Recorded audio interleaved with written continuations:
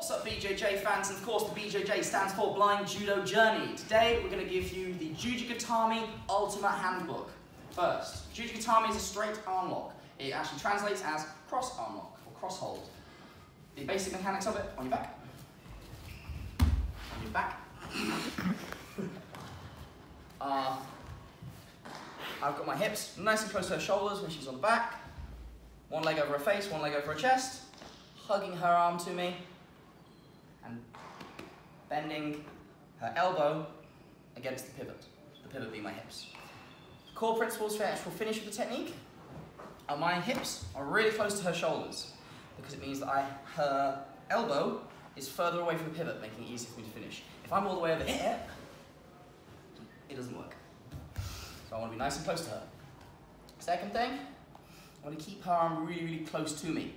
If it's all the way over here and I've not actually moved her arm, so I'm going to hug her arm to me and nice and slowly apply the technique. Third thing, I'm going to squeeze my knees because watch, when her arm's here, if I squeeze my knees, it moves. Basically, I'm moving the pivot up, moving my hips up by squeezing my knees, meaning that I have to put less pressure on the arm for it to actually be applied. So if I get to this point and it doesn't work, I squeeze the knees and it will come on. Some people will say you have to have both feet over, some people will say you have to have them crossed, some people will say you can have just the knee over and one foot in the hip. These are all fine. There's no actual best way to do it. A lot of the time in judo, we just, whatever position we're in, we're going to apply the arm lock because we don't have the time on the ground to move around and get to whatever technique we want to. Other major points with this, people always say turn the thumb to the sky. This is true, but only in this exact situation where she's flat on her back and I'm flat on my back, etc.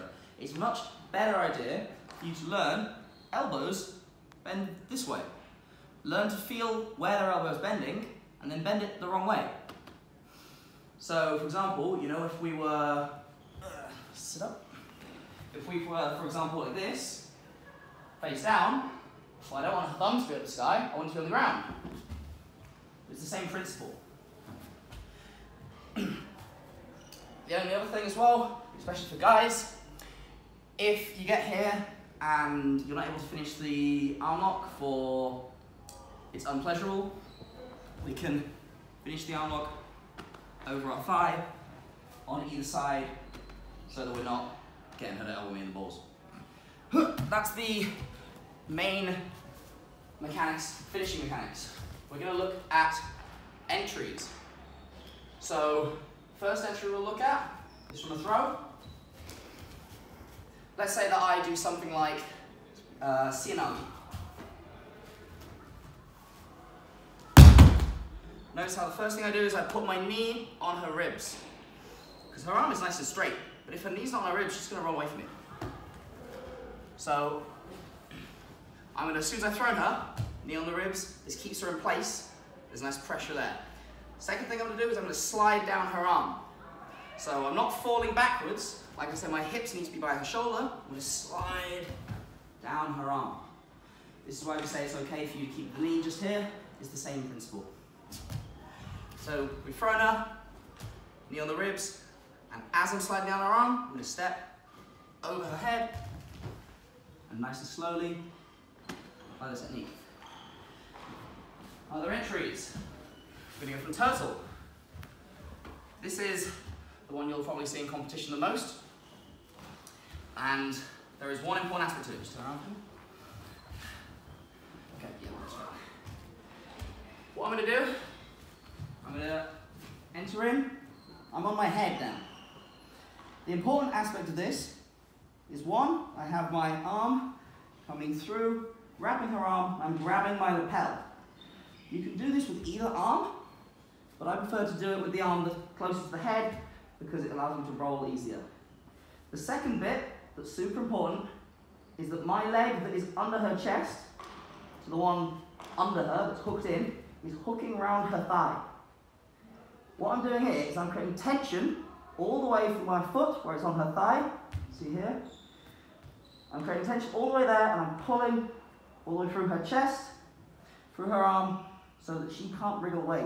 She's nice and trapped to me. From this position, there are 3 ways that we can finish the armbar. If she lifts her head up, I'm going to put my leg on her face. I'm going to roll her into the position that we were in earlier, and I'm going to finish the armbar.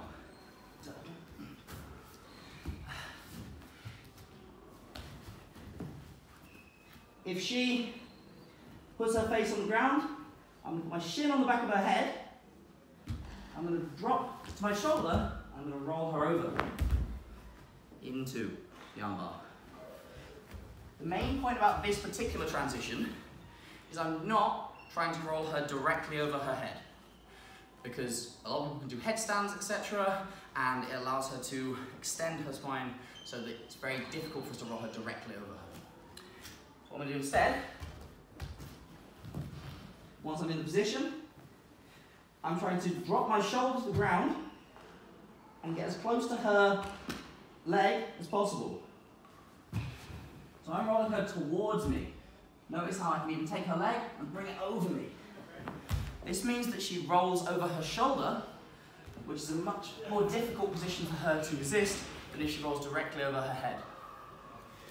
The third way of entering from this particular position, if she's got really good defenses, she doesn't bring her head up and she doesn't put her head down too much, I'm just going to keep my shin on her head and push it away. I'm going to finish the armbar by bringing my chest to the ground and extending my hips into the ground. That's 3 entries from turtle. We're going to look at another position that we can enter from. If she's between my legs, for most people this is called guard. The most basic entry is I'm going to hold her arm, I'm going to shrimp, I'm going to put the arm that isn't holding her sleeve between her legs and I'm going to hook her thigh. At the same time as doing this, I'm going to bring my leg up onto the crown of her head. I'm going to have to sit up. We're into a position where we can finish the armbar easily. Core principle of this is when I'm attempting to shrimp into that position, I'm not going perpendicular to her. I want to almost do a 180. See how we're now facing almost the exact opposite direction. That means I bring her chest further over my hips so that when she's here, she's almost already gone anyway. Other ways of doing this, if I've gone in for the armbar, but she's managed to sit her hips back, this will work if you're very flexible or if you're comfortable being upside down. I'm going to tuck my head and just apply the armbar once I'm inverted. So she can stay fully on her knees, fully postured, but I'm fully upside down and I can just finish the armbar the same as I would in any other position. Another one, if she has both hands on my lapel, a lot of the time people know that you're trying to go for this arm, the one I'm holding.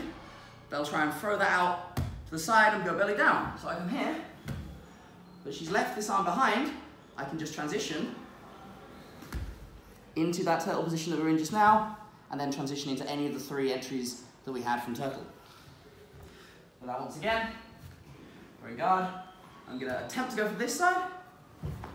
She puts an arm out, I'm just going to roll through, and then finish in whatever way that I want to. Another entry. If we're in Juji Gatame, she's on her back. She's got her arms here. Maybe she tries to push me off. With her hands, she's pushing me off. As soon as she straightens this arm, it's very vulnerable. All I'm going to do is take my knee on whichever side the arm has come up, and I'm going to step over her head. Nice and quick into the position so we can finish the Juji. The important thing about this is that my foot doesn't really touch the ground when I'm going all the way around. So I'm pushing off her chest with one hand or off the ground and attacking the arm at the same time. So the final thing we're going to look at is grip breaks.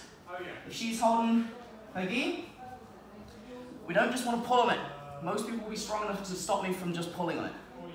So what the first one I'm going to do is, I'm going to have one arm going through, other arm coming over. I'm going to circle my shoulders towards her head. That means that her fingers are being pulled up her gi and they be pulled away from it in the direction that your fingers are weak. Second one, a lot of people will try to sit up. If I'm here, I now have a lot of strength in my thighs just to kick her away. Third one, she's holding the sleeves.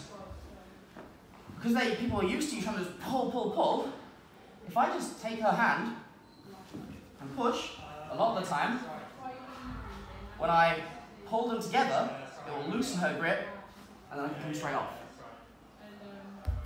Final thing we're going to look at is escape. So Jessica has me in Juji Gatame. Obviously, she's already got it at this point. I think I'm screwed. I'm going to push my hips up. I'm going to try and grab like the floor. I'm going to roll all the way over. This does require some athleticism, but a simple version of this is, once the arm's extended, if I can turn it so that my thumb is going towards my head and grab her thigh, this will allow me to turn into her and escape. Okay, so that's loads of entries, grip breaks, transitions, escapes from Juji Gatame. If you want to follow me on my blind judo journey, please like, share, comment, and subscribe. Thank you so much. Sorry,